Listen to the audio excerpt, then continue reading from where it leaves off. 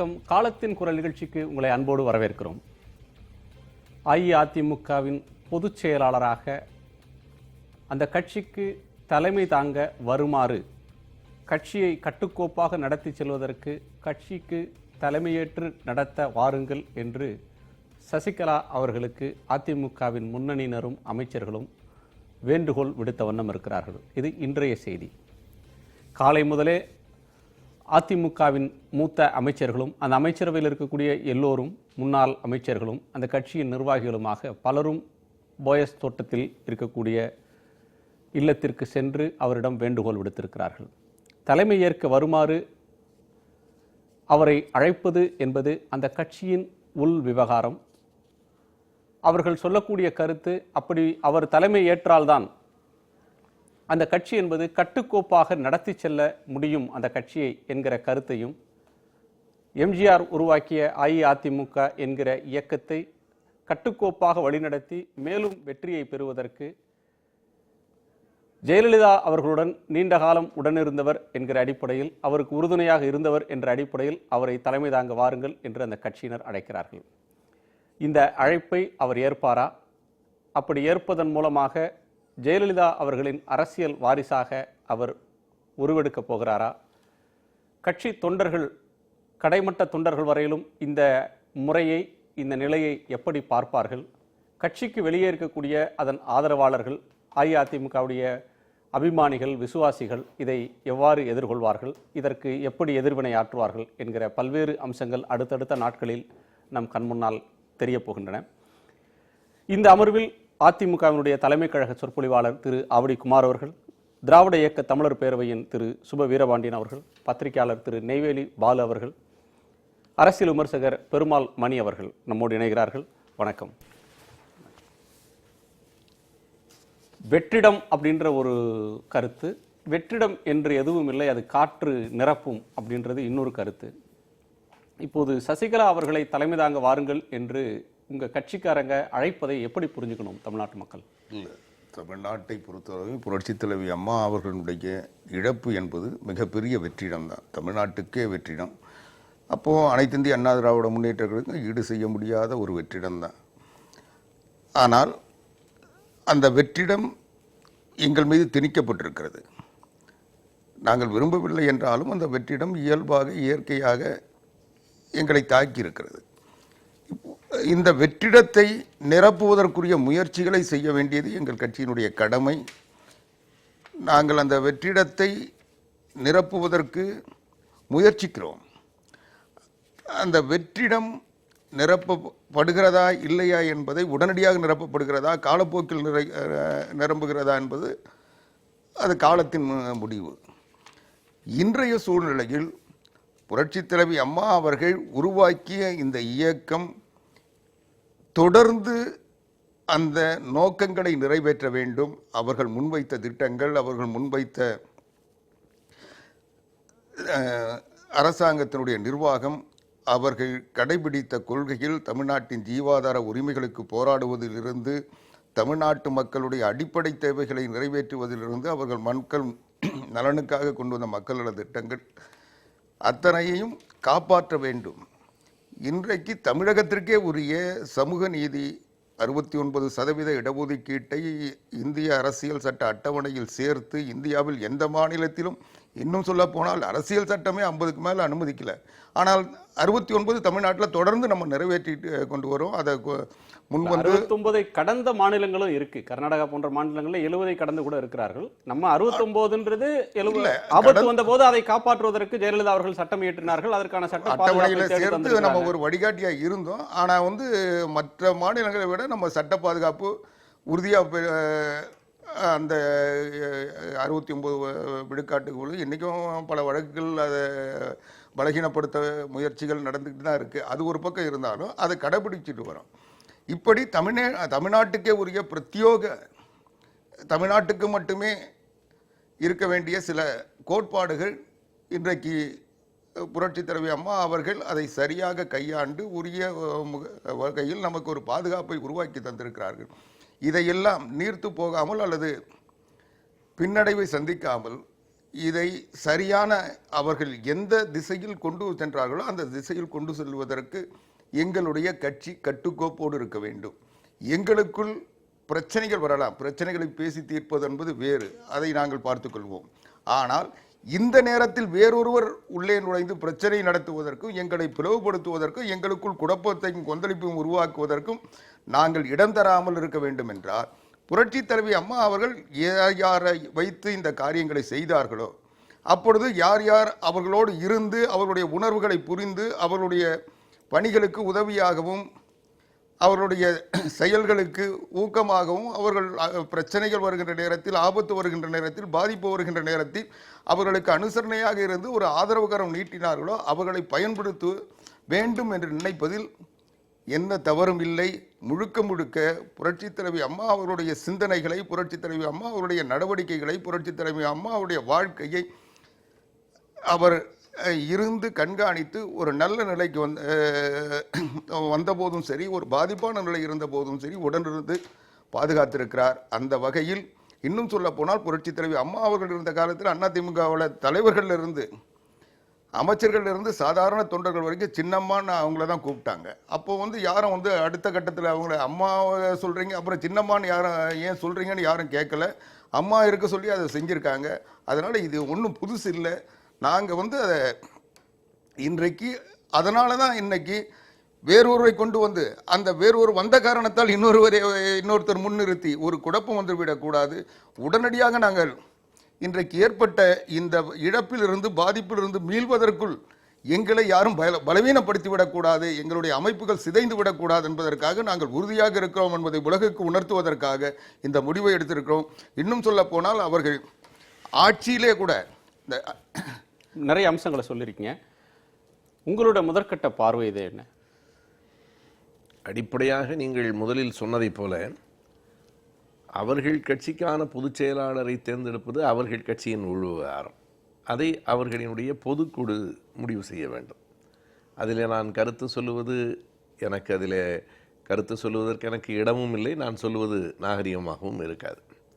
ஆனால் அதே நேரத்தில் சில செய்திகளை நான் பதிவு செய்ய விரும்புகிறேன். என்னென்னா, அதிமுகவில் யார் வந்தாலும் அதை யார் பொதுக்குழுவில் யார் தேர்ந்தெடுக்கப்பட்டாலும் அது அவர்கள் கட்சியினுடைய பொதுக்குழு உறுப்பினர்களினுடைய விருப்பம். ஆனால் இன்னொரு கட்சி இந்த கட்சியை விழுங்க பார்க்கிறது. ஒரு சின்ன மீன் பெரிய மீனை விழுங்கிவிட முடியாது. ஆனாலும் விழுங்குவதற்கான முயற்சிகள் வெளிப்படையாகவே தென்படுகின்றன. அதை நான் கடுமையாக எதிர்க்கிறேன். அந்த கட்சி முறைப்படி மக்களால் தேர்ந்தெடுக்கப்பட்டிருக்கிறது. அந்த கட்சி தான் நிற்க வேண்டுமே தவிர ஆட்சியில் அந்த கட்சி தான் இருக்க வேண்டும். ஆனால் அதையும் அவர்கள் ஒன்றை தெளிவாக செய்ய வேண்டும். இப்போது பன்னீர்செல்வம் அவர்கள் முதலமைச்சராக ஆகியிருக்கிறார் என்றால் இந்த முறையாவது அவரே உண்மையான முதல்வராக இருக்க வேண்டும், அல்லது நீங்கள் உண்மையான முதல்வரை கொண்டு வந்து விட வேண்டும். ஒருவரை முதல்வராக வைத்துக் கொள்வதும் இன்னொருவரை மக்கள் முதல்வராக அறிவிப்பதும் அது இரட்டைத்தனமான இந்த போக்கு நாட்டுக்கு நல்லதில்லை. யாரை இந்த கட்சி அதிகாரத்தில் கொண்டு வர விரும்புகிறதோ அவரை கொண்டு வருகிற எல்லா உரிமையும் உங்களுக்கு இருக்கிற போது ஒருவரை முன்னிறுத்தி இன்னொருவரை பின்னிறுத்த வேண்டிய தேவையில்லை. நேரடியாக களத்துக்கு வருவது தான் சரி. ஏனென்றால் யார் கட்சியில் அதிகாரமுடையவரோ அவர் ஆட்சி பொறுப்பிலே இருக்கிற போது தான் எதை நினைத்தாலும் செய்ய முடியும். இல்லையானால் ஒரு பொம்மையாக ஒருவரை உட்கார வைத்துவிட்டு பழி வந்தால் அவர் மீது போடுவது, புகழ் வந்தால் தங்களுக்கு வந்து சேருவது என்கிற நிலை நியாயமானதில்லை. இந்த இடத்தில் இன்னொரு செய்தியை நான் பதிவு செய்ய வேண்டும். அதற்கு நான் வாய்ப்பாக பயன்படுத்தி கொள்ளுகிறேன். அடிப்படையில் இன்றைக்கு மாவீரன் கிட்டு என்கிற திரைப்படம் பற்றி பேசப்போகிறோம் என்று நினைத்து கொண்டு தான் நான் வந்தேன். ஆனாலும் இது பற்றிய செய்திகள் வருகிற போது ஒன்றை பதிவு செய்ய விரும்புகிறேன். நான் ஒலி வடிவில் ஒரு செய்தியை கட்செவி ஊடகம் வாட்ஸ்அப்பில் அனுப்பியிருக்கிறேன். அது உச்சநீதிமன்ற வழக்கறிஞர் கிருஷ்ணமூர்த்தி என்கிறவர் பேசிய பேச்சுக்கு இடையில் வருகிற அந்த சாதிய பண்பாட்டுக்கு எதிரான குரல். ஒரு சாதியத்தை அவர் உள்ளே கொண்டு வந்து நுழைக்கிறார். இது எங்கள் ஆள் யார், என்ன ஜாதி, நீ என்ன ஜாதி என்று பேசுவதும், வெளிப்படையாக சாதி பெயரையே அவர் சொல்லியிருக்கிறார். நான் தொலைக்காட்சியில் அதை நான் தவிர்க்கிறேன். சாதி, நீ என்ன சாதி என்று சொல்லுவதும், நீ கேசட் விற்றுக்கிட்டு இருந்தவர் தானே என்று சொல்லுவதையும் நான் கடுமையாக மறுத்திருக்கிறேன். கேசட் விற்பது அப்படி ஒன்றும் இழிவானதும் இல்லை, புரோகிதம் செய்வது அப்படி ஒன்றும் உயர்வானதும் இல்லை. எனவே தொழிலில் பாகுபாடு காட்டுகிற, சாதியை காட்டுகிற தன்மையை நான் கடுமையாக எதிர்த்தேன். அது எப்படி தவறுதலாக புரிந்து கொள்ளப்பட்டிருக்கிறது என்றால், பலர் என்னிடத்தில் நீங்கள் சசிகலாவை ஆதரிக்கிறீர்களா என்று கேட்கிறார்கள். ஆதரிப்பதும் எதிர்ப்பதும் என் வேலையும் இல்லை, நான் ஆதரிக்கவும் இல்லை, அதில் எனக்கு தொடர்பும் இல்லை. அதற்குள் வந்து உள்ளே நுழைகிற சாதிய பார்வையை நான் கண்டித்திருக்கிறேன் என்பது தானே தவிர, அந்த கட்சிக்கு யார் பொதுச் செயலாளராக வர வேண்டும், யார் முதலமைச்சராக வர வேண்டும் என்பதை அவர்கள் தான் முடிவு செய்ய வேண்டும். திரு பாலு, நிறைய பார்வைகளை 2 பேரும் முன்வைத்திருக்கிறாங்க. இதற்கு அப்பாலும் சிலவற்றை பேச வேண்டியிருக்கிறது. ஒரு கட்சியின் உள் விவகாரம், அதில் மற்றவர்கள் கருத்து சொல்வதற்கு மற்றொரு கட்சிக்கு உரிமை இல்லை. ஆனால் ஒரு கட்சி ஆளுங்கட்சியாக இருக்கும்போது, அந்த கட்சியின் தலைமை பதவிக்கு ஒருவர் வருகிற போது, அதன் தலைவர் அந்த ஆட்சி நிர்வாகத்தை கேள்வி கேட்கக்கூடிய இடத்திலான ஒரு இடத்திற்கு அந்த தலைமை வலிமையாக பொதுக்குழுவால் ஏற்கப்படக்கூடிய ஒரு நிலைமையில், அதை பற்றி அந்த கட்சி மக்கள்கிட்ட வாக்கு கேட்டு போகக்கூடிய நிலையில் வாக்காளர்களுக்கு, பொதுமக்களுக்கு அந்த கட்சியின் விவகாரங்களை பார்ப்பதற்கும் அவதானிப்பதற்கும் அதை பற்றி கருத்து சொல்வதற்கும் உரிமை இருக்கிறதா இல்லையா அப்படின்ற ஒரு கேள்வி வருது. இன்னொன்று, சுபவி அவர்கள் முன்வைத்த ஒரு பார்வை, ஆட்சி அதிகாரத்திற்கோ அல்லது கட்சி நிர்வாகத்திற்கோ வெளிப்படையாக வராமல் பின்னால் இருந்து அதிகாரத்தை பெறுவது என்பதை விட வெளிப்படையாக வரும்போது அது நல்லது. ஒரு வகையில் நன்மை என்றாலும் தீமை என்றாலும் விமர்சனம் என்றாலும் பாராட்டு என்றாலும் அவர்களே எதிர்கொள்ள வேண்டும், மக்களை எதிர்கொள்ள வேண்டிய ஒரு அவசியம் வருகிறது. அது ஜனநாயகத்தில் அது ஒரு நல்ல விஷயம் என்பது மாதிரியான ஒரு பார்வை இன்னொன்று இருக்கு. இன்னொரு பார்வை இருவரும் முன்வைத்தது வெவ்வேறு வார்த்தைகளில் சொன்னாங்க. சுபவி அவர்கள் கட்சியை பலவீனப்படுத்துவதற்கு அல்லது பிளவுபடுத்துவதற்கு, அதிகாரத்தை கையகப்படுத்துவதற்கு வெளியிலிருந்து முயற்சிக்கிறார்கள் என்ற பார்வையை சுபவி அவர்கள் சொன்னார்கள். ஆவடிக்குமார் அவர்களும் எங்களுக்குள் பிளவை ஏற்படுத்த, குழப்பத்தை ஏற்படுத்த, எங்களை பலவீனப்படுத்த பல முயற்சிகள் நடக்கின்றன. அதிலிருந்து நாங்கள் மீண்டு அதே வலிமையோடு இருக்கிறோம், கட்டுக்கோப்பாக இருக்கிறோம் காட்டுறதற்கு இந்த தலைமை தேவை அப்படின்ற பார்வையை முன்வைக்கிறார். இந்த பார்வைகளில் நீங்கள் என்ன கருத்தை முன்வைக்க விரும்புறீங்க? இதில் யார் அதிமுகவினுடைய கட்சியினுடைய பொதுச் செயலாளராக யார் வருகிறார்கள், சசிகலாவை பற்றியெல்லாம் நான் பேச விரும்பவில்லை. அது ஏன்னா அரசியல் என்பது கட்சிக்குள்ளே மட்டும் அல்லது நாம் பேசக்கூடிய இதுக்குள்ளே மட்டுமே இல்லை. இப்போ ஆவடிக்குமார் அவருடைய கட்சி அளவில் அதற்குள்ளே அவர் பேசியிருக்கிறார். அதே போல் ஒரு வலுவான ஒரு கட்சியை பிரதிநிதித்துவப்படுத்தக்கூடிய தோழர் சுபவி அவர்களும் சில கருத்துக்களை அவர் சொல்லியிருக்கிறார். அவர் சில அடிப்படையான சில அரசியலில் இருக்கக்கூடிய ஜனநாயக பண்புகள் காப்பாற்றப்பட வேண்டும் என்பதை அவர் வலியுறுத்தி பேசியிருக்கிறார். நான் என்ன பார்க்கிறேன் என்றால், குறிப்பாக இன்றைய தமிழக சூழல், என்று சொல்லக்கூடிய ஜெயலலிதா என்று சொல்லக்கூடிய ஒரு மிகப்பெரிய ஆளுமை, அவருடைய மறைவுக்கு பிறகு ஏற்பட்டிருக்கக்கூடிய இந்த வெற்றிடம், இதை எல்லோரும் எப்படி பார்க்கிறார்கள்? நாம் கட்சி அளவில் மட்டும் பார்த்து இதை முடிவு பண்ண முடியாது. நான் ஒரு பொது நிலையிலிருந்து இதை நோக்குகிறேன். இதை நான் 3 நிலையில் பார்க்குறேன். ஒன்று அகில இந்திய அரசியல் நிலையில் ஒன்று, அடுத்தது தமிழக அரசியல் நிலையில் ஒன்று, மூன்றாவது அதிமுகவினுடைய கட்சிக்குள்ளே இருக்கக்கூடிய அந்த நிலையிலே இருந்து. இந்த 3 நிலைகளை நான் பார்க்க விரும்புகிறேன். இப்போது அகில இந்திய அளவில் இப்போ என்ன என்று கேட்டால், இப்போ மோடி வருகிறார். அவர் சசிகலா அம்மையாரை ஒரு மகளைப் போல அவர் தோளை தொட்டு தலையை தொட்டு அவர் ஆறுதல் சொல்லிவிட்டு போகிறார். ஒன்று, இது இயல்பாக செய்யக்கூடிய விஷயம்தான். இதை நான் ஒரு வேற்றுமையாக வேறுபாடாக நான் பார்க்கவில்லை. யார் இருந்தாலும் ஜெயலலிதாவோடு 30 ஆண்டுகளுக்கு மேலாக கூடவே இருந்த அவர் சகாவாக சொல்லப்படாத ஒரு சகோதரி போல அவர் இருந்திருக்கிறார். அவரை ஆறுதல் சொல்வது என்பது ரொம்ப இயல்பானது. அது மனித மாண்பு தான். நான் அதை அப்படி பார்க்கிறேன். ஆனால் அதற்கு மேல் மற்றொன்று இருக்கிறது. 36 மணி நேரம் இங்கே வெங்கையா நாயுடு உட்கார்ந்திருக்கிறார், கூடவே இருக்கிறார். அதற்கு முன்னாலே ஒரு மாதத்திற்கு முன்னால் பார்த்தோம் என்று சொன்னால், பியூஷ் சாவல் ஒரு பியூஷ் கோயல், அவர் மின்சார அமைச்சர், அவர் ஒரு செய்தி ஒன்று சொல்கிறார். நாங்கள் தமிழ்நாட்டிலே எங்களுடைய இந்த உதய் திட்டத்தை அமல்படுத்துவதற்கு முதலமைச்சரை பார்க்கவே முடியவில்லை என்று சொல்கிறார். ஆனால் அதற்கு உடனடியாக வெங்கையா நாயுடும் நிர்மலா சீதாராமனும் அதெல்லாம் அப்படியெல்லாம் ஒன்றுமில்லை, நாங்கள் ரொம்ப எளிதாக பார்க்கிறோம், எப்பொழுது வேண்டுமானாலும் பார்க்கிறோம் அப்படின்னு சொல்கிறாங்க. அப்போ என்ன என்று சொன்னால், பாஜகவிலே இருக்கக்கூடிய 3 பெரிய அமைச்சர்களே அவர்களுக்குள்ளே ஒரு ஒருமித்த கருத்து இல்லை என்பதை நான் பார்க்கிறோம். அதற்கு என்ன காரணம்? அப்போ அந்த ஒருமித்த கருத்து இல்லை என்று நாம் வேறு குரல்களிலே 2 பேர் வேறு ஒரு விதமாகவும் பீழ்கோயில் ஒரு மாதிரி பேசுகிறோமே, இது நம்முடைய அரசுக்கு அல்லது மோடி தலைமையிலே இருக்கக்கூடிய அந்த அரசிற்கு ஒரு கூட்டு பொறுப்பாக இருக்கக்கூடிய அமைச்சர்கள் வெவ்வேறு குரல்களில் பேசுவது எப்படி சரி என்று. ஆனால் அந்த குரல்களில் பேசுவதற்கான ஒரு பின்னணி இருக்கிறது என்று நான் பார்க்கிறேன். என்ன என்று சொன்னால், இப்பொழுது பாஜகவுக்கு ஒரு முக்கியமான ஒரு தேவை இருக்கிறது. அது என்ன என்று சொன்னால், இந்த ஜிஎஸ்டி நிறைவேற வேண்டும். ஒன்று, அது ஒரு முக்கியமான செய்தி.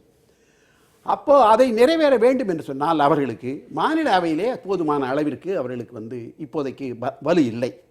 அதற்கு நிச்சயமாக அதிமுகவில் இருக்கக்கூடிய அந்த நம்முடைய மக்களவையில் இருக்கக்கூடிய 39 உறுப்பினர்களும் மாநிலத்திற்குரிய 50 பேரும் தேவை. அது ஒரு தேவை. அப்போ அந்த தேவையை உறுதிப்படுத்திக் கொள்வதற்கு பாஜக நிச்சயமாக எல்லா முயற்சிகளையும் எடுக்கும். தமிழகம் மட்டுமல்ல, எந்தெந்த மாநிலத்தில் அப்படிப்பட்ட ஒரு சூழல் இருந்தாலும் அதை எடுக்கும். இப்பொழுது என்ன என்று கேட்டால், குறிப்பாக இப்போ ஜெயலலிதா மீது பல குற்றச்சாட்டுகள் வைக்கப்பட்டன. அதிலே பல குற்றச்சாட்டுகளிலே இருந்து அவருக்கு நேரடி தொடர்பில்லை என்று ஜெயலலிதா நீக்கப்பட்டிருக்கிறார். ஆனால் சசிகலா மேல் அந்த குற்றங்கள் நீக்கப்படவில்லை, அது தொடர்ந்து வருகிறது. அவர் மேல் அவருக்கு அதிலே இருந்து விலக்கு அளிக்கப்படவில்லை என்பது ஒன்று. அப்படி என்று சொன்னால், இன்றைக்கு சசிகலாவினுடைய தலையின் மீது அந்த வழக்குகள் என்கின்ற ஒரு கத்தி தொங்கிக் கொண்டே இருக்கிறது. அப்படிப்பட்ட ஒரு சூழல் இன்றைக்கு இருக்கிறது என்பதை நாம் கணக்கில் எடுத்துக்கொள்ள வேண்டும். இதை பாஜக ஒரு மிகப்பெரிய இதையெல்லாம் அப்படியெல்லாம் அவர் உட்கட்சிக்குள்ளே புகுந்தெல்லாம் ஒரு குழப்ப மாட்டார்கள் என்றெல்லாம் எதிர்பார்க்கவே முடியாது. ஏனென்று கேட்டால், யூபியிலே அவர்கள் எப்படி ஜெயிச்சார்கள் உத்தரப்பிரதேசத்தில் என்று நமக்கு தெரியும். இன்றைக்கும் அமித்ஷா சொல்வது மத்திய பார்வை, இது மத்திய பார்வை உண்டு. அடுத்தது தமிழக அரசியலை பொறுத்த அளவில் என்ன என்று சொன்னால், இன்றைக்கு சரி, ராகுல் காந்தி வந்தாரு, அவருக்கு எந்த ஆதாயம் இருக்காதா? இல்ல, அவர் வெங்கையா நாயுடு 36 மணி நேரம் வந்தா அதுக்கு ஒரு அரசியல் சொல்லுவீங்க. ராகுல் காந்தி மருத்துவமனைக்கு பார்க்கறதும் நினைவிடத்துக்கு வர்றதுக்கும் எந்த அரசியலும் இல்லைன்னு சொல்லி அவர்களுக்கு அது ஏதாவது ஒரு ஆசைகள் இருக்கலாம். ஆனால் ஏன் என்று கேட்டால், இப்போ பாஜகவுக்கு இருப்பது என்றால் அவர்கள் ஆட்சி அதிகாரத்தில் இருக்கிறார்கள். ராகுல் காந்திக்கும் ஆசை இருக்கலாம், எப்படியாவது இன்றைக்கு அதிமுகவை நாம் முள்ளை எடுத்துக்கொண்டு போய்விடலாம் என்று. அதற்காகத்தான் அவர் இவ்வளவு தூரம் கலைஞரையே பார்க்காமல் போயிருக்கிறார் என்பதெல்லாம் உள்ளே கட்சிக்குள்ளே ஒரு பிரச்சனையாக இருக்கிறது என்பதை நாம் பார்க்கிறோம். ஆனால் தமிழகத்தை பொறுத்த அளவிலே, அரசியல் அளவிலே நான் என்ன பார்க்கிறேன் என்று சொன்னால், இன்றைக்கு திமுக ஒரு மிகப்பெரிய அளவிற்கு ஒரு பெரிய கட்சியாக இந்த கடந்த சட்டமன்ற தேர்தலில் உருவாகி இருக்கிறது.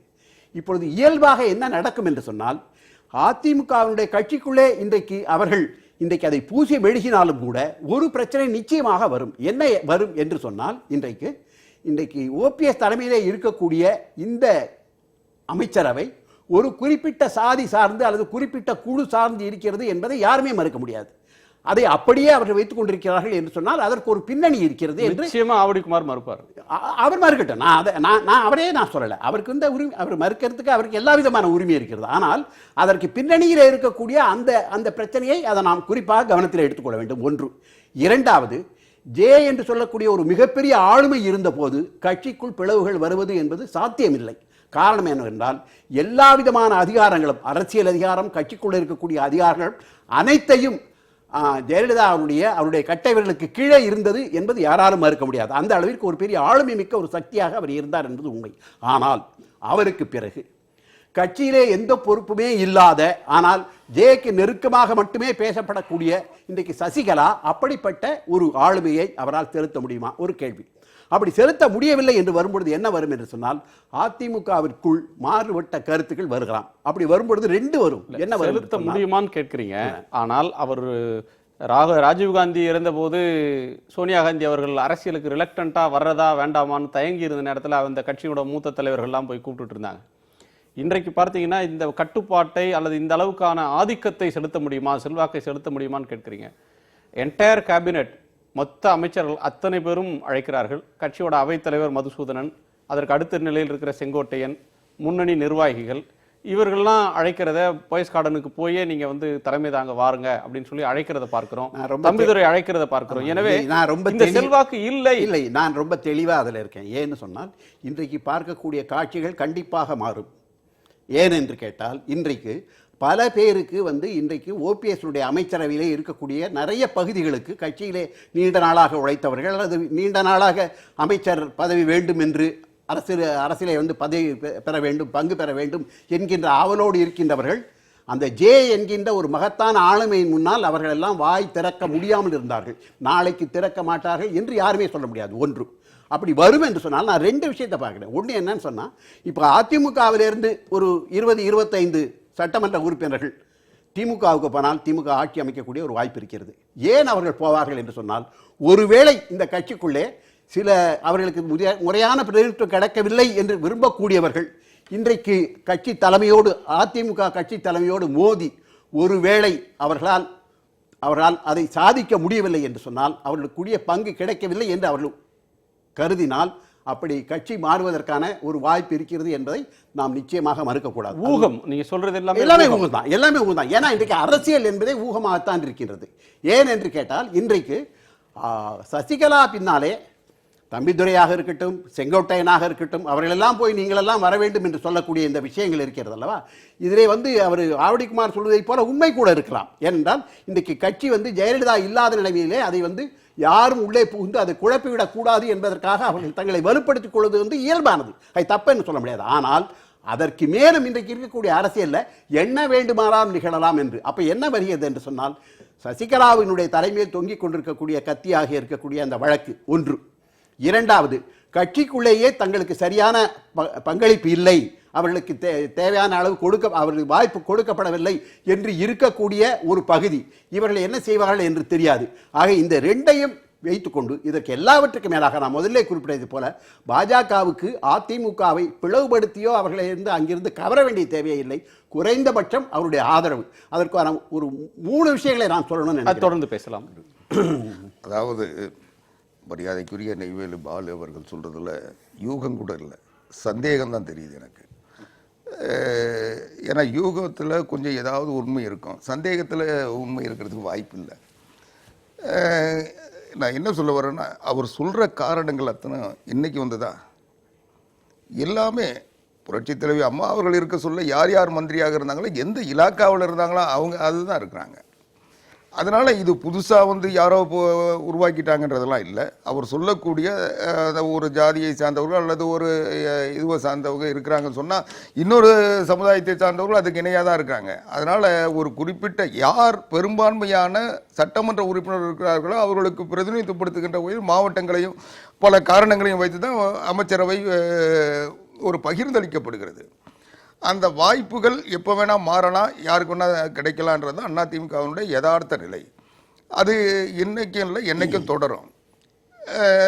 ரெண்டாவது, இது எல்லாருமே மரியாதைக்குரிய நெய்வேலி பாலு அவர்கள் மட்டும் இல்லை, எல்லாருடைய சந்தேகமும் இப்போ பொதுச் செயலாளரை தேர்ந்தெடுப்பதில் இன்றைக்கு இருக்க சூழ்நிலையில் எங்களுக்குள் எந்த பிரச்சனையும் இல்லை என்றதை ஏற்றுக்கிறாங்க, அது முடியும்னு நம்புறாங்க. ஆனால் நாளைக்கு என்ன நடக்குன்றாங்க. இந்த நாளைக்கு நடக்கிறதுக்கு வாய்ப்பே இல்லைன்னு நான் சொல்லுவேன், உறுதியாக சொல்லுவேன். அதுக்கு நான் விளக்கம் சொல்லிடுறேன். என்ன காரணம்னா, அதிமுகவினுடைய பொதுச் செயலாளருக்கு எல்லாவித அதிகாரமும் இருக்குது. வேற எந்த கட்சிக்கும் அந்த மாதிரி புரட்சி தலைவி அம்மா அவர்கள் பொதுச் செயலாளர் இருந்தாங்க, புரட்சி தலைவர் எம்ஜிஆர் பொதுச் செயலாளர் இருந்தார் என்பதால் அந்த பதவி புரட்சி தலைவர் எம்ஜிஆர் காலத்திலே அது சரியான முறையில் வடிவமைக்கப்பட்டிருக்கிறது. பொதுச் செயலாளருக்கு எல்லாவித உரிமை இருக்குது, யாரை வேணால் நீக்கலாம், சேர்க்கலாம்.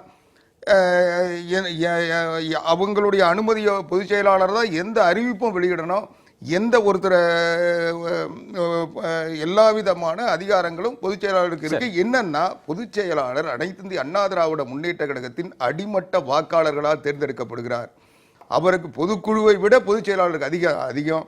அதனால பொதுச் செயலாளரை ஒருத்தர் தேர்ந்தெடுக்கப்பட்டு விட்டால் அதற்கு பிறகு அவருடைய முழு கட்டுப்பாட்டில் கட்சி இயங்கும். அதனால் இன்னொருத்தர் போய் பிளவுபடுத்தினா அவர் கட்சி விட்டு வெளியேறுவார்களை தவிர கட்சியை பிளவுபடுத்த முடியாது.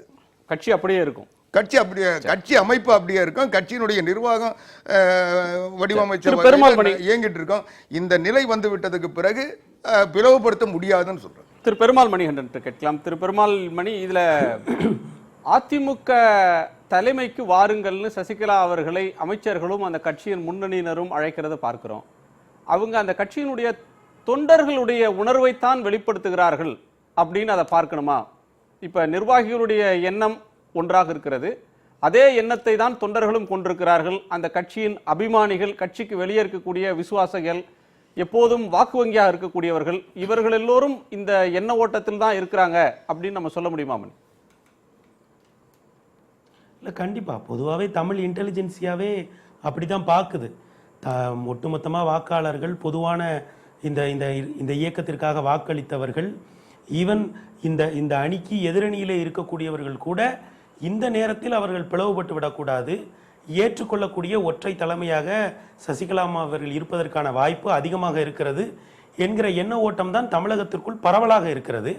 அதை இன்றைக்கு கட்சியினுடைய முக்கிய நிர்வாகிகள் போயஸ் தோட்டத்திற்கு சென்று எதிரொலித்திருக்கிறார்கள்.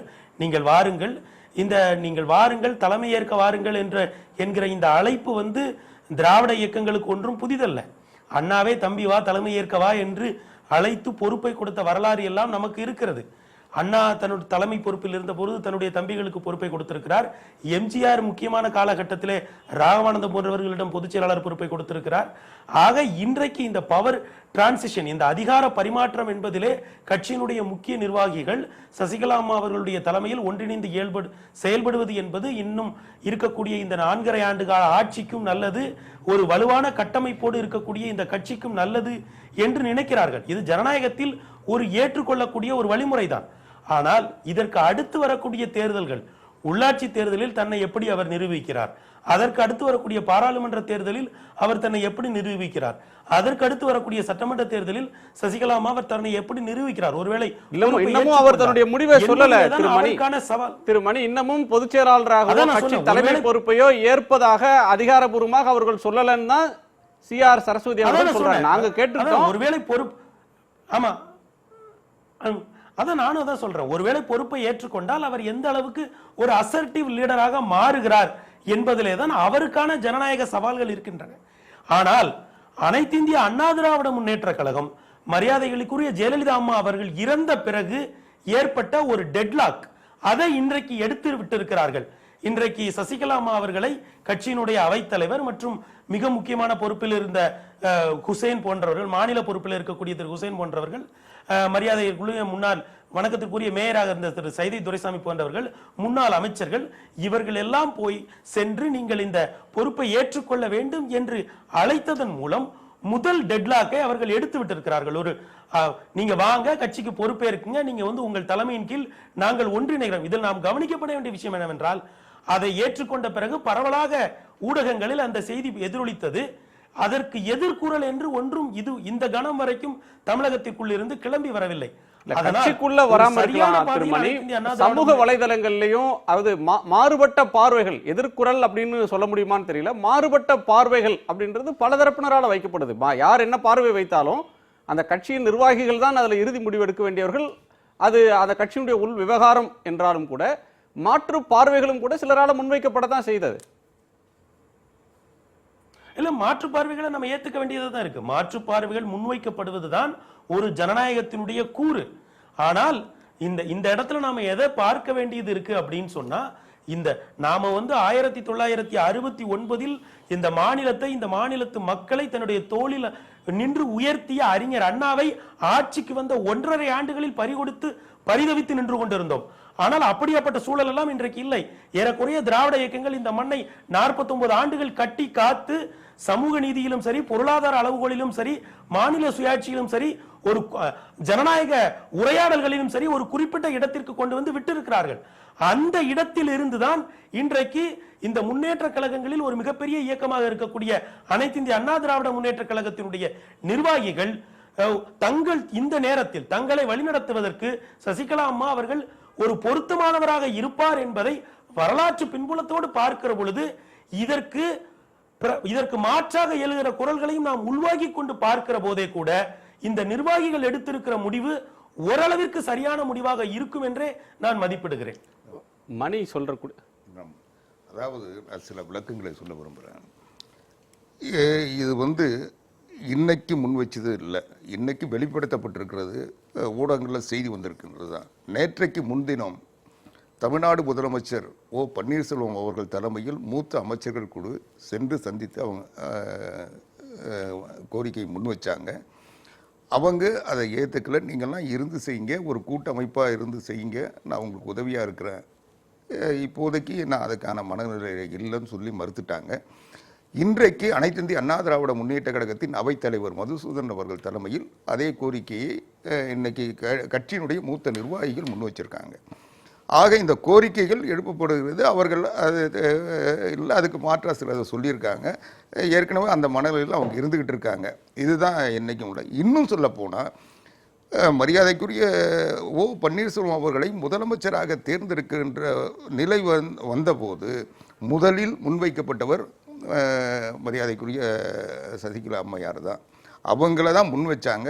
அவங்க மறுத்து நீங்கள் இருங்கன்னு ஓ பன்னீர்செல்வத்தை அவரை இருக்கட்டும் சொன்னதுனால தான் அவர் தேர்ந்தெடுக்கப்பட்டார். முதலமைச்சர் பதவி அவரை தேடி அன்றைக்கு நிச்சயமாக வந்தது. அவங்க மறுத்தாங்க, ஏற்றுக்கொள்ளவில்லை.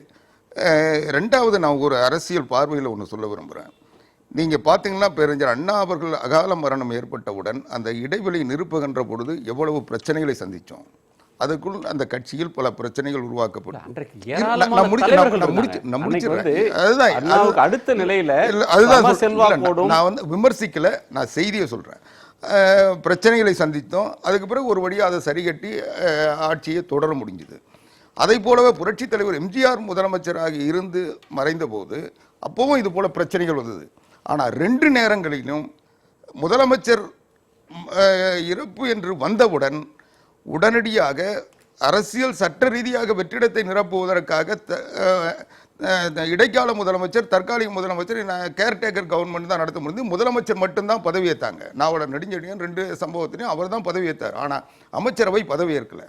அதனால் அந்த சட்டமன்ற கட்சி கூட்டம் நடத்தி அந்த தலைவரை தேர்ந்தெடுப்பதற்குள் ஒரு பெரிய கொந்தளிப்பு 2 நேரங்களில் நடந்தது.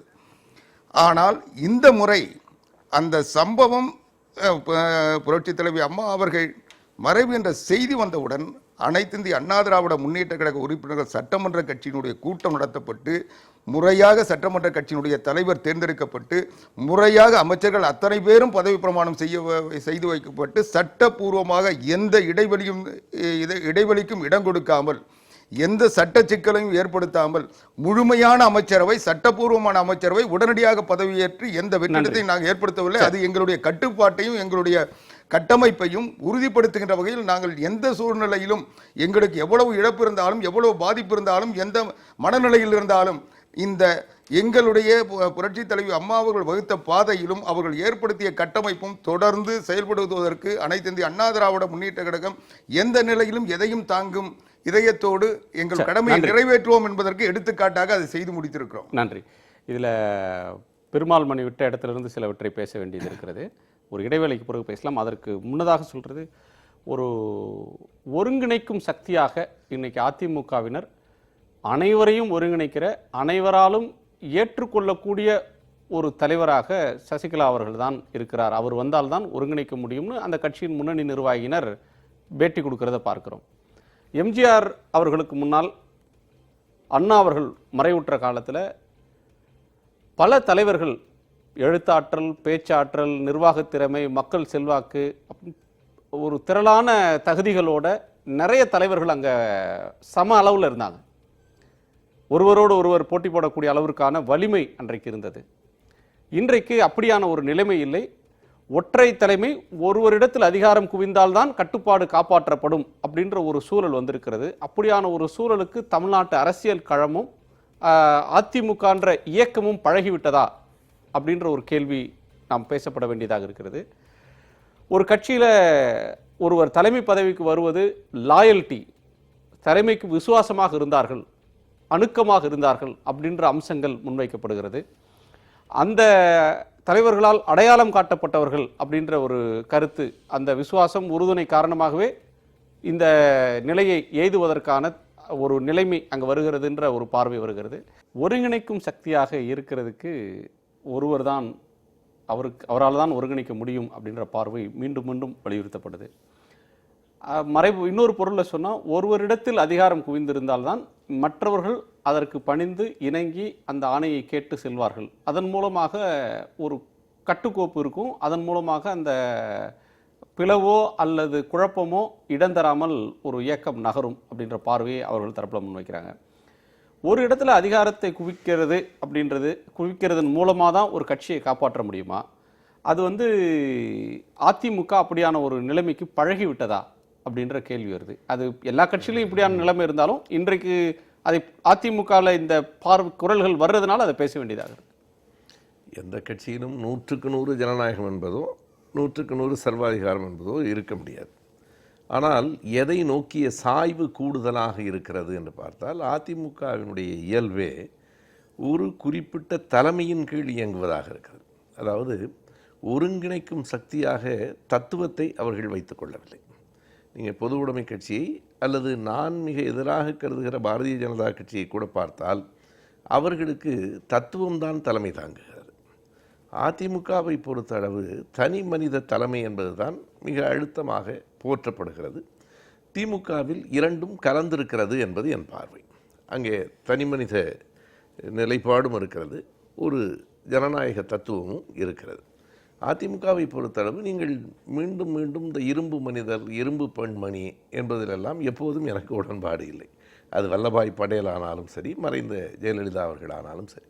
இந்த இரும்பு என்கிற வார்த்தையெல்லாம் ஒரு ஜனநாயக இழக்கமற்றது என்றுதான் அதற்கு பொருள். இங்கே ஜனநாயகத்தை விட ஒரு தனிப்பட்ட விசுவாசம் நீங்கள் பார்க்கலாம். அவர்களே பெரும்பாலும் திரும்ப திரும்ப சொல்லுகிற போது நாங்கள் அம்மாவினுடைய விசுவாசி என்றுதான், தத்துவத்தை பின்பற்றுகிறவர்கள் என்றல்ல.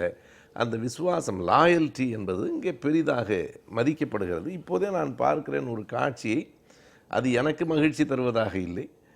மறுபடியும் எல்லோரும் கும்பிட்டு கொண்டு குனிந்து கொண்டு நிற்கிற காட்சியை தொலைக்காட்சிகளில் பார்க்கிறேன்.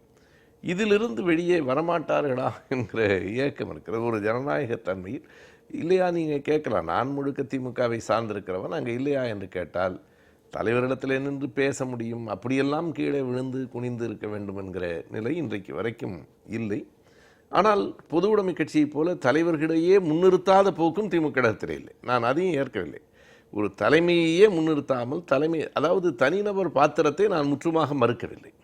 ஆனால் தனிநபரே எல்லாவற்றையும் தீர்மானிக்கிறவராக இருப்பது கட்சிக்கும் நாட்டுக்கும் நல்லதில்லை. அது ஒரு ஜனநாயக ரீதியாக ஒரு அரசியல் பார்வை நீங்க முன்வைக்கிறது, ஒரு அரசியல் கருத்து. ஆனால் அதிமுகவை எடுத்துக்கொண்டா இன்னைக்கு இருக்கிற கொடுக்கப்பட்ட சூழலில் சினரியோல பார்த்தீங்கன்னா அந்த கட்சியினரை ஒருங்கிணைக்கிற சக்தியாக, ஒரு எல்லாரையும் ஒருங்கிணைக்கிற ஆற்றல் வலிமை பெற்றவராக வேறு யாரும் இல்லை அப்படின்ற ஒரு பார்வையும் முன்வைக்கப்படுது. அது யதார்த்தம். வேறு யாராலும் இந்த அனைத்து தரப்பினரையும் அரவணைக்க முடியாது, ஒருங்கிணைக்க முடியாது அப்படின்ற பார்வையும் சிலரால் முன்வைக்கப்படுகிறது. இல்லை, அது அவர்கள் கட்சியில் இருக்கிறவர்களினுடைய கருத்து அதுவாக இருக்குமானால் அது அவர்களினுடைய போக்கு, அதை நாம் மறுக்க முடியாது. ஆனால் சசிகலா அவர்களுக்கு எதிர்குரல்களும் கேட்டுக்கொண்டே தான் இருக்கின்றன. அதை இல்லவே இல்லை என்றும் சொல்ல முடியவில்லை. நாம் தொலைக்காட்சியில் பார்க்கிறேன், எதிர்குரல்களும் இருக்கின்றன. நிறைய பேர் சொல்கிறார்கள் இவை எல்லாவற்றையும் காலம்தான் தீர்மானிக்கும். உடனடியாக ஒரு புள்ளியில் ஒரு முடிவுக்கு நாம் வந்துவிட முடியாது. நமக்கு அதற்கு பல சரித்திர சான்றுகள் இருக்கின்றன. நேரு அவர்களுக்கு பிறகு யார் ஒருவரும் கண்ணில் படவில்லை. நீங்கள் சொன்னது போல அறிஞர் அண்ணா அவர்கள் மறைந்தபோது நிறைய தலைவர்கள் திமுக கழகத்தில் இருந்தார்கள். நேரு அவர்கள் மறைந்தபோது காமராஜர் போன்று ஓரிருவரை தவிர யாரும் கண்ணில் படவில்லை. ஆனால் யாரும் எதிர்பார்க்காத லால் பகதூர் சாஸ்திரி அந்த இடத்துக்கு தேர்ந்தெடுக்கப்பட்டார். அந்த இடத்தில் அவர் தன்னுடைய நிர்வாக திறனையும் காட்டுகிறவராக இருந்தார். இந்தி கொள்கை போன்றவற்றில் நமக்கு எதிர்மாறாக இருந்தாலும் அவருடைய தனி மனித நேர்மை, நிர்வாகத்திறன் ஆகியவைகள் அவரை ஒரு இடத்தில் கொண்டு வந்து நிறுத்திற்று. எனவே ஒவ்வொருவருக்கும் ஒரு அதிகாரத்தை கொடுத்து பார்க்கிற போதுதான் நான் உண்மையாகவே ஓ பன்னீர்செல்வம் அவர்களை கூட உண்மையான ஓ பன்னீர்செல்வம் யார் என்று நமக்கு இதுவரையில் தெரியாது. அதிகாரம் இருந்தால் அதை ஆற்றலோடு செய்யக்கூடியவரா இல்லையா என்று நமக்கு தெரியாது. இன்று வரையில் அது ஒரு மிகப்பெரிய காரியம். எல்லா அதிகாரங்களையும் உடைய ஒரு பொறுப்பில் எந்த அதிகாரமுமே இல்லாமல் உட்கார்ந்திருப்பதற்கு ஒரு பெரிய ஆற்றல் வேண்டும். அப்படித்தான் இதுவரையில் ஓபிஎஸ் அவர்கள் அமர்ந்திருக்கிறார். இப்போது என்ன செய்ய போகிறார்கள் என்று எனக்கு தெரியாது. எனவே ஒருங்கிணைக்கும் சக்தி என்று ஒருவரை இப்போது சொல்வது கூட அவசரப்பட்டு சொல்லுகிற ஒன்றுதான். காலம்தான் அதை தீர்மானிக்கும். இருக்கலாம், இல்லாமலும் இருக்கலாம். இவர் ஓப்பனான ஒரு சொல்றார், ஒருங்கிணைக்கும் சக்தியாக இருக்கலாம், இல்லாமல் போகலாம், வேறு யாரும் இல்லை என்பது அந்த கருத்தை முழுமையாக ஏற்றுக்கொள்வதற்கு. ஏனென்றால் வேற ஒன்றும் இல்லை, சசிகலா அவர்களினுடைய திறன் பற்றி எதுவும் நமக்கு தெரியாது. அவர் இதுவரையில் அரசியலில் எந்த இடத்திலும் இல்லை, எங்கும் பேசவில்லை, எந்த பொறுப்பிலும் இல்லை. நான் எப்படி கணிப்பது? அவர்களினுடைய தனிப்பட்ட முறையில் அவர்கள் கணிக்கலாம், அது வேறு. ஐயா ஐயா மணி வரேன், ஒரு நிமிஷம் திருபாலு, மணி வரேன். ஒரு தேர்தலுக்கு முன்னாலேயே 2 சம்பவங்களை நினைவு கூறுகிறேன். தேர்தலுக்கு முன்னால் ஓ பன்னீர்செல்வம், நத்தம் விஸ்வநாதன், இன்னும் 2 அமைச்சர்கள் இந்த தேர்தலிலேயே அவர்கள் ஒதுக்கி வைக்கப்பட்டார்கள். அவர்கள் என்ன சொன்னாங்கன்னா, நீங்கள் உங்கள் தொகுதியை போய் பார்த்துடுங்க, நீங்கள் இதெல்லாம் வர வேண்டாம். ஏன்னா வேட்பாளர் தேர்வில் கூட ஓபிஎஸ் போன்றவர்களுக்கு, நத்தம் விஸ்வநாதன் போன்ற மிக ஆளுமை படைத்த அமைச்சர்களுக்கே இடம் இல்லாமல் ஜே ஒதுக்கி வைத்தார் என்பது நமக்கு தெரியும். ஒன்று. இரண்டாவது, ஜே சசிகலாவோடு சேர்த்து 19 பேரை வெளியே கட்சியிலிருந்து ஒரே நாளில் நீக்கினார்.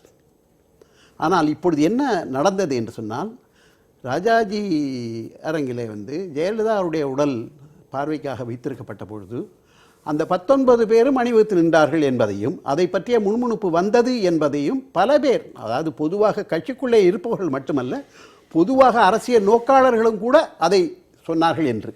இன்று காலையில் ஒரு ஸ்டேட்மெண்ட் பார்த்தேன், எதில் பார்த்தேன்னு நினைவில்லை. சசிகலா தன்னுடைய உறவினர்களை நீங்கள் அரசியலிலோ கட்சியிலோ தலையிட வேண்டாம் என்று வேண்டுகோள் விடுக்கிறார் என்று ஒரு செய்தியும் இன்றைக்கு பார்த்தேன். இப்போ நான் என்ன பார்க்குறேன்னா, ஜே காலத்தில் பொதுவாக ஜெயலலிதாவுடைய காலத்திலே கட்சியும் அரசும் ஒன்றாக இருந்தது. இன்னும் சொல்லப்போனால் அப்படி இருப்பது தான் சரி என்று அந்த கட்சி ஏற்றுக்கொண்டது. இது அதே மாதிரி வரும்பொழுது இப்பொழுது சசிகலா கட்சி தலைமையும் ஓ பன்னீர்செல்வம் அரசு தலைமையுமாக இருந்தால் அதை போன்ற ஒரு இணக்கம் அல்லது அதை போன்ற ஒரு உறுதியான ஒரு நிலைப்பாடு எடுப்பதற்கான ஒரு நிலை பழைய ஜெயலலிதா காலத்தில் இருந்ததை போல் நிச்சயமாக இருக்காது. அது நம்ம அதை கணக்கில் எடுத்துக்கொள்ள வேண்டும். ஏனென்றால் அந்த கட்சி தொடர்ந்து அப்படித்தான் இருக்கின்றது. அதாவது கட்சியினுடைய பொதுச் செயலாளரும் அரசு தலைமையும் ஒன்றாகவே இருக்கிறது என்பதைத்தான் நாம் பார்க்கிறோம். அப்ப இது பிரிகிறது என்று சொன்னால் அப்பொழுது அதே போன்ற ஒரு ஒரு ஒரு ஒரு ஒருமித்த ஒரு ஒற்றுமை வருமா? என்னை பொறுத்த அளவில் அது ஜனநாயகம் வேண்டும் என்று சொன்னால் கட்சி தனியாக இருப்பது தான் சரி.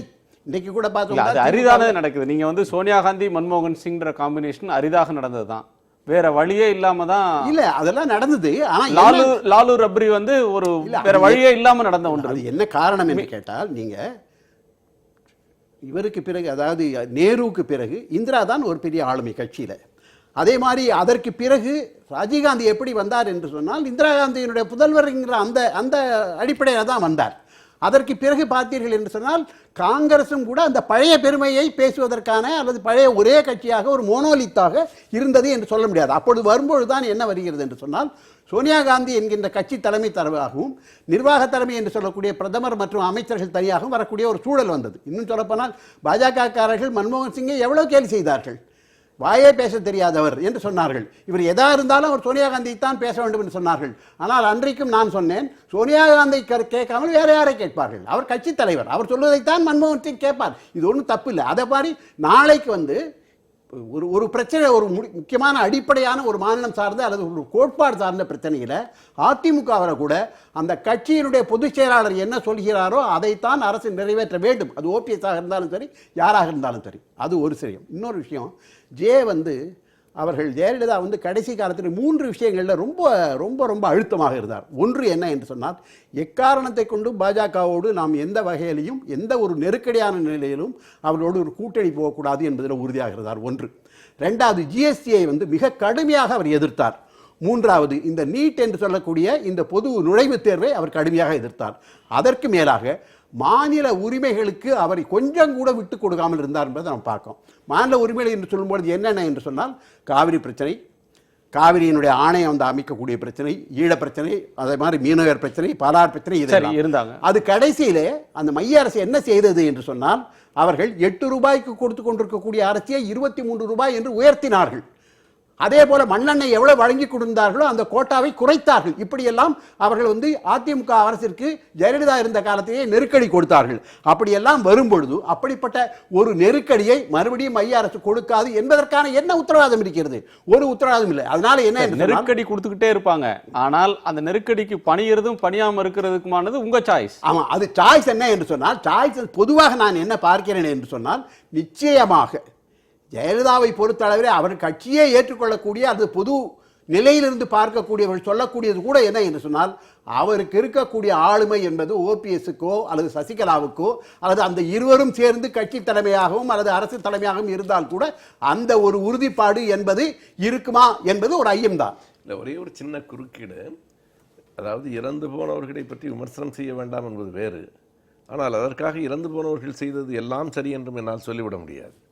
8 ரூபாயை 23 ரூபாயாக மத்திய அரசு உயர்த்திய போது மிகப்பெரிய ஆளுமை என்று நீங்கள் திரும்ப திரும்ப சொல்லுகிற ஜெயலலிதா அவர்கள் அதற்கு காட்டிய எதிர்ப்பு என்ன? மருத்துவமனையில் இருந்த நேரத்தில் இது நடந்தது. அதாவது மருத்துவமனையில் இருந்தாலும் வீட்டில் இருந்தாலும் முதலமைச்சராக அவர் இருந்தார். சரி, அவர் இருந்த காலங்களிலும் அப்படியெல்லாம் மத்திய அரசு பல நேரங்களில் எதை சொல்றேன்னா அது ஒரு அசாதாரணமான காலம். அவ்வப்போது என்னன்னா அவங்க என்ன பண்ணுவாங்கன்னு சொன்னீங்கன்னா அந்த ப்ளோயிங் ஹாட் அண்ட் கோல்டுங்கிற மாதிரி சில விஷயங்களை மிரட்டுவாங்க, சில விஷயங்களை தன்மையா பேசி ஏதோ இப்ப இன்றைக்கு பாத்தீங்கன்னா நீட்ல வந்து தமிழ்ல எழுதலாம் அப்படின்னு சொல்லிருக்காங்கன்னா இது வேற மாதிரி. அதே மாதிரி நீங்க மைய அரசுல பார்த்து இப்ப தமிழக அரசை பொறுத்தளவு ஓபிஎஸ் அரசுல பொறுத்தளவுல ஒரு முக்கியமான விஷயத்தை நான் பார்க்கிறேன். என்னன்னு சொன்னால் இன்றைக்கு தான் முதலாக அமைச்சரவை கூறுகிறது, ஆனால் நேற்றே மதுரவாயில் திட்டத்திற்கு எப்படி ஒப்புதல் கொடுத்தார்கள், எப்படி வந்தது, யார் முடிவு பண்ணார்கள், இதெல்லாம் வந்து நீங்க நம்ம கணக்கில் எடுத்துக்கொண்டு தான் பார்க்கணும். அதாவது மரியாதைக்குரிய ஐயா சுபவி அவர்கள் சொல்றதுல என்னால் புரிஞ்சிக்க முடியல. ஏன்னா ஃபுட் செக்யூரிட்டி பில் வந்து எப்போ சட்ட அமலுக்கு வந்தது? அப்போ காங்கிரஸ் திமுக வாக்களித்து வெற்றி பெற்று அந்த சட்டத்தை நிறைவேற்றினார்கள். அந்த சட்டம் இப்போ செயலுக்கு வந்திருக்கு. அதனால் பாதிப்பு வந்த நேரத்தில் அந்த பாதிப்புகளை தமிழ்நாடு தாங்கிக் கொள்ளணும்னு சொன்னவங்க முதலமைச்சர் புரட்சித் தலைவி அம்மா அவர்கள். இந்த நேரத்தில் ஒரு சட்டம் இந்தியா முழுக்க அமலுக்கு வந்த பிறகு நாங்கள் வந்து அதனுடைய பாதிப்பிலிருந்து மீட்பதற்கு அங்கே 5 கிலோ ஒரு குடும்பத்துக்கு சொன்னால் இங்கே இருக்கிறது ஏற்கனவே 20 கிலோவோட 5 பேர் இருந்தால் 25 கிலோ கொடுக்குறேன்னு சொல்லி அம்மா தான் சொன்னாங்க. அதனால் நாங்கள் வந்து அந்த பாதிப்பு எங்களால் தடுக்க முடியாதது. அப்போது வந்து மிருக பலத்தோடு அப்போ அந்த கூட்டணி நிறைவேற்றின சட்டம், அது சட்டத்தை இந்தியா முழுக்க அமல்படுத்துகிறாங்க. அதை ஒரு மாநில அரசாங்கம் எப்படி தடுத்து நிறுத்த முடியும்? அதுதான் அது யதார்த்த நிலை. ரெண்டாவது இப்போ பேச சொல்ல சொன்னாங்க, இன்றைக்கு ஆட்சி மரியாதைக்குரிய ஓ பன்னீர்செல்வம் அவர்கள் தலைமையில் இயங்குகிறது. அதில் எந்த குறுக்கீடும் யாரும் இல்லை.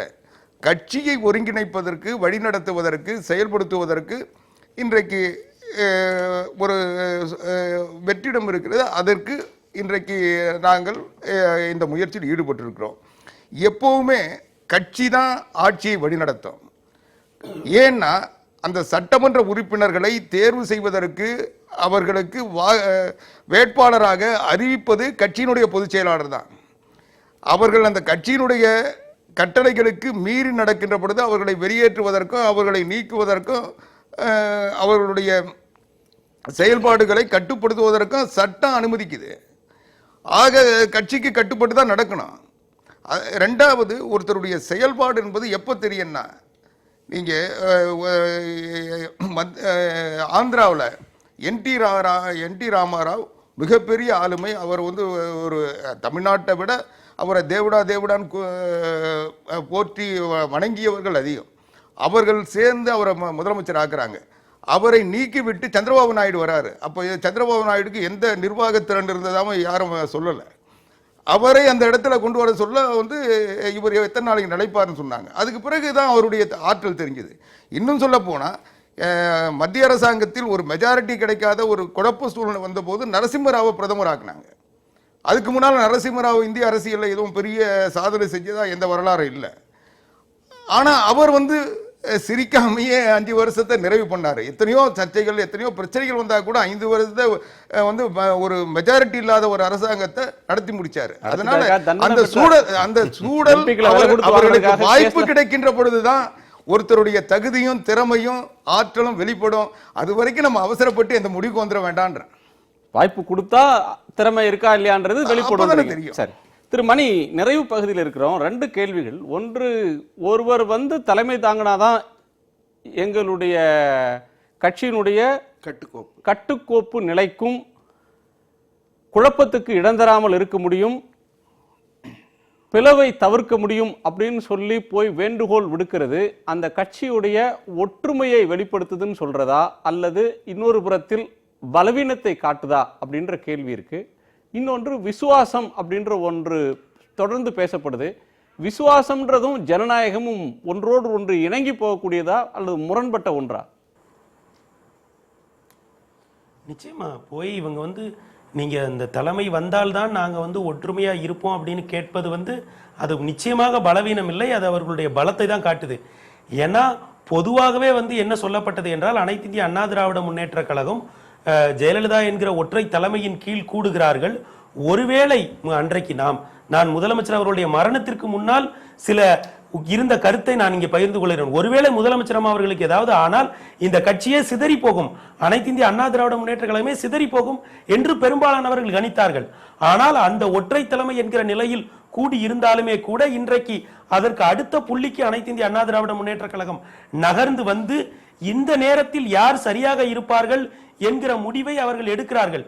நிச்சயமாக போயஸ் தோட்டத்திற்கு சென்று சசிகலா அம்மாவை அழைப்பது என்பது எந்த விதத்திலும் இந்த காலகட்டத்தில் அனைத்து இந்திய அண்ணா திராவிட முன்னேற்ற கழகத்திற்கு பலவீனமாக மாறுவதற்கு வாய்ப்பே இல்லை.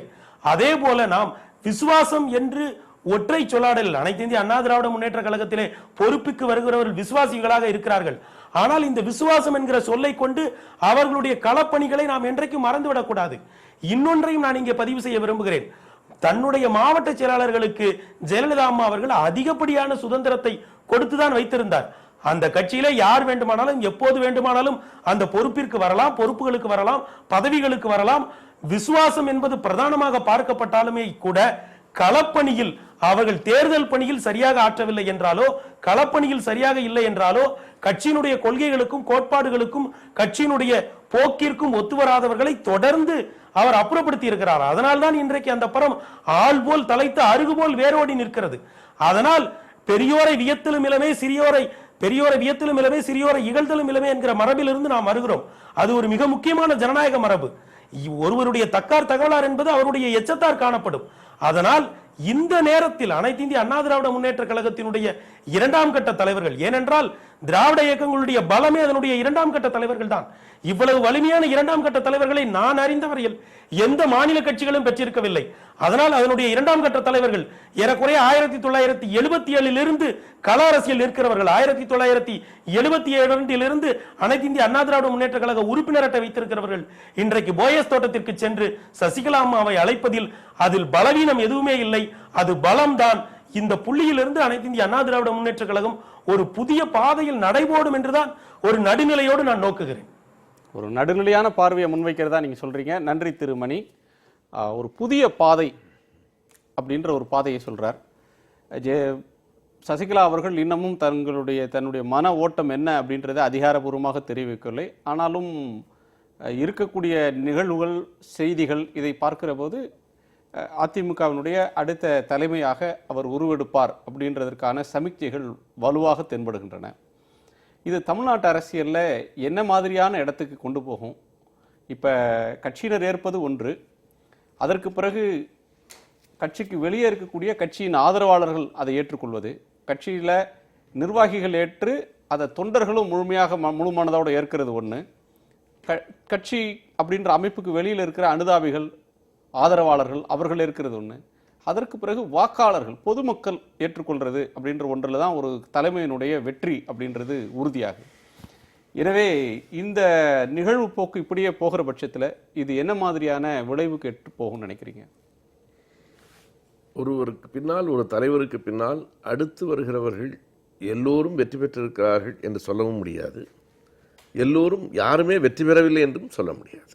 நம்முடைய ஆவடி குமார் அவர்கள் சந்திரபாபு நாயுடுவை காட்டினார், அது உண்மைதான். நான் சாஸ்திரியை சொன்னேன். ஆனால் வெற்றி அடையாமல் போனவர்களும் இருக்கிறார்கள். எம்ஜிஆருக்கு பிறகு ஜானகி அம்மையாரும் களத்தில் இருந்தார், என்.டி. ராமராவுக்கு பிறகு பாஸ்கர் ராவும் இருந்தார், சிவபார்வதியும் வந்து போட்டிக்கு வந்தார். எனவே எல்லோரும் வெற்றி பெறுவார்கள் என்றும் சொல்ல முடியாது, யாரும் வெற்றி பெற முடியாது என்றும் சொல்ல முடியாது. என்ன ஒன்றை நான் கவனித்து பார்க்கிறேன் என்றால், ஒருவர் தலைவராக இருக்கிற போது ஒருவர் தான் தலைவராக இருக்க முடியும். ஆனால் அப்போதே அரசியல் களத்தில் நின்று பணியாற்றியவர்களுக்குள் போட்டி வருவது வேறு. அரசியலுக்குள்ளேயே தலை காட்டாமல் ஒரு தலைவரினுடைய தனிப்பட்ட தோழியாக மட்டும் இருப்பதும், அதற்கு பிறகு முழுமையான அதிகாரம் அவருக்கு வருவது என்பதும், அப்படியானால் ஏற்கனவே எல்லாம் முடிவாகிவிட்டன என்றுதான் பொருள். இப்போது நடந்து கொண்டிருப்பதை நான் ஒரு நாடகமாகத்தான் பார்க்கிறேன். ஏற்கனவே எல்லாம் முடிவாகிவிட்டது என்பது என்னை போல வெளியில் இருக்கிறவர்களுக்கு புரிகிறது. அதை அறிவிப்பதற்கு சில விதமான முன்னோட்டங்களை அவர்கள் காட்டுகிறார்கள். இவர்கள் போய் கேட்பது போல, அவர் மறுப்பது போல, இவையெல்லாம் ஓரிரு நாடுகளில் முடிந்து மிக தெளிவாக ஏற்கனவே முடிவு செய்யப்பட்ட அந்த முடிவுகளும் அறிவிப்புகளும் வெளிவரும் என்பது சம்பிரதாயங்கள். இது அப்படின்னு நீங்க சொன்னீங்கனாலும், போய் கேட்பதும் பிறகு வர்றது சம்பிரதாயம்னாலும் இதற்கும் முன்னுதாரணம் இருக்கிறது. இல்லை, ஒன்றும் அப்படித்தான். அதான் நான் சொன்னதில் ஒரே ஒரு வேறுபாடு தான். நாவலரையும் சம்பிரதாயம் கேட்டார்கள், கலைஞரையும் போய் கேட்டார்கள். எல்லாம் உண்மைதான். சம்பிரதாயமே தவறாகி விடாது. ஏன்னா அப்படி சோனியா காந்தி சம்பிரதாயமே அவர்களையும் தவறுன்னு அப்படி சொல்லல. கேட்டிருக்காங்க. அதைத்தான் நான் சொன்னேன். சோனியாவிடத்திலும் கேட்டார்கள், அண்ணாவுக்கு பிறகு நாவலரிடத்திலையும் கலைஞரிடத்திலையும் கேட்டவர்கள் உண்டு. கலைஞரிடத்திலே போய் கேட்டவர்கள் கூடுதல். ஆனால் என்ன இருந்தாலும் நாவலரும் கலைஞரும் அரசியல் களத்தில் இருந்தவர்கள்.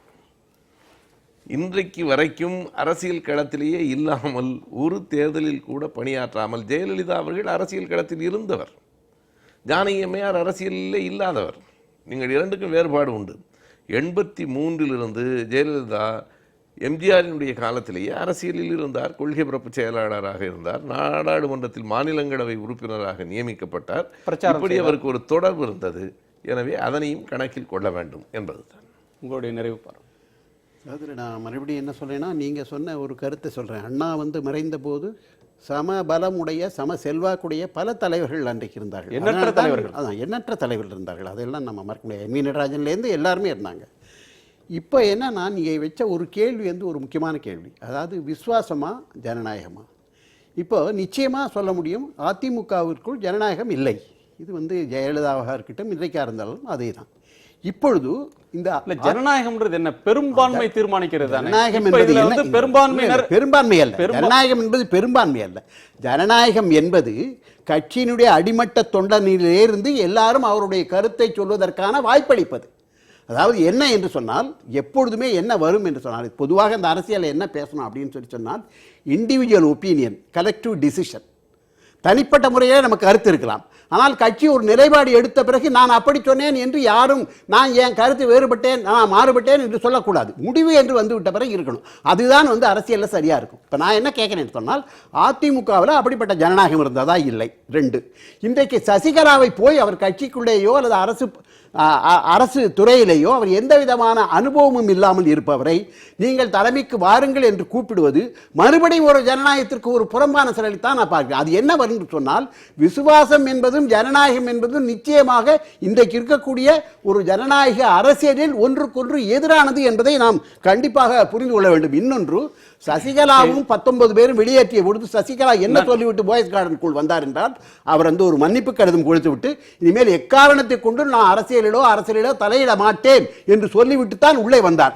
இப்போது மறுபடியும் அவரே நீங்க கட்சி தலைவராக ஏத்துக்கங்கன்னு சொல்றாங்கன்னா, அவங்களுடைய உள்ள போய் அவங்களுடைய செல்வாக்கு பெருகிவிட்டதா இல்லை எதுக்காக அப்படி செய்யறாங்கிறது. ஆனால் என்னை பொறுத்தளவில் சசிகலா அப்படி கட்சிக்குள்ள வந்து அவர்கள் ஒரு ஆளுமையாக இருந்தால் நல்லது. ஆனால் அதற்கான சூழல் ஏன் இல்லை என்று சொன்னால், அவருக்கு எந்த அனுபவம் இல்லை.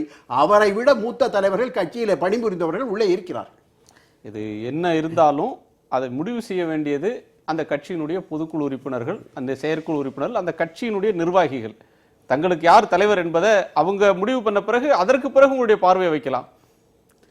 அதாவது சசிகலாமா அவர்களுக்கு எந்த அனுபவமும் இல்லை என்பது, அரசியல் நடவடிக்கை ஈடுபடவில்லை என்பது தவறான செய்தி. அவர்கள் தொடர்ந்து அனைத்து இந்திய அண்ணா திராவிட முன்னேற்ற கழகத்தின் செயற்குழு உறுப்பினராக இருந்திருக்கிறார். கட்சியினுடைய ஒவ்வொரு நடவடிக்கைகளையும் அசைவுகளையும் அவருக்கு தெரியும். இன்னும் சொல்ல போனால் புரட்சித் தலைவி அம்மா அவர்களை முழுமையாக அறிந்தவர். அவருடைய அரசியல் தட்பவெட்ப சூழ்நிலைகளில் அவரோடு பின்னி பிணைந்து பணியாற்றியவர். அவருக்கு உதவியாகவும் உறுதுணையாகவும் இருந்தவர். அது மட்டும் இல்லை, மரியாதைக்குரிய நெய்வேலி பாலு அவர்கள் சொன்னதற்கு பிறகு, அவர்கள் நீக்கப்பட்ட பிறகு மறுபடியும் சேர்ந்ததுக்கு பிறகு செயற்குழு கூட்டங்களில் கலந்து கொண்டிருக்கிறார். செயற்குழு உறுப்பினராக அவர் பணியாற்றுகிறார்.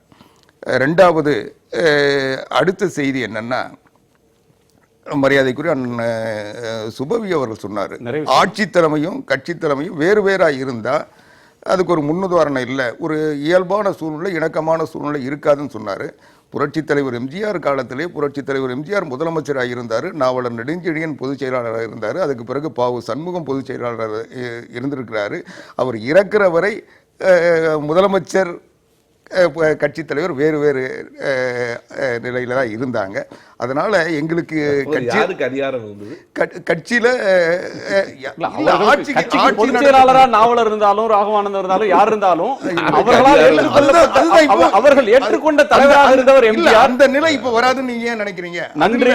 இல்ல, அது அதுல என்ன அதுல பார்க்கணும்னா, ஒவ்வொருத்தருக்கும் அவர்களுடைய செயல்பாடுகள், அவர்கள் அதை கையாளுகின்ற முறை, அவர்கள் கட்சியினர் ஏற்றுக்கொள்ளுகின்ற சூழல் இது எல்லாம் தான் அதை நிர்ணயிக்கும்.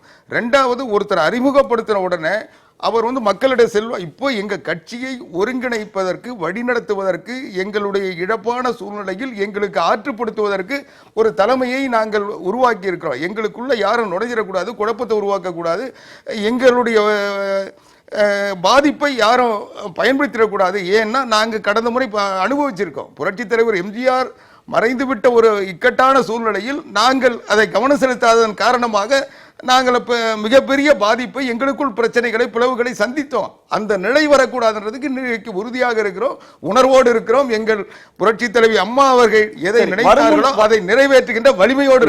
நன்றி. வருமுன் காப்போம் அப்படின்ற ஒரு நோக்கில் செயல்படுறோம் அப்படின்ற ஒன்றை சொல்றீங்க. இது தமிழ்நாட்டு அரசியல் களம் ஒரு டிரான்சிஷன் பீரியட்ல இருக்கு. ஒரு கட்டத்திலிருந்து இன்னொரு கட்டத்தை நோக்கி நகர்ந்து கொண்டிருக்கிறது. ஆளுமைகள் மாறுகிறார்கள். இதனுடைய அடுத்தடுத்த நகர்வுகள் எப்படி இருக்கு, அதனுடைய தாக்கமும் விளைவும் தமிழ்நாட்டில் எப்படி இருக்க போகுதுன்றதை நாம் பார்க்க போகிறோம், விவாதிக்க போகிறோம். அரங்குக்கு வந்து கருத்துக்களை பரிந்துரைமைக்காக உங்கள் மூவருக்கும் நன்றி. பெருமாள்மணி, உங்களுக்கும் நன்றி. மீண்டும் சந்திப்போம். இது காலத்தின் குரல், திக்கெட்டும் பரவட்டும்.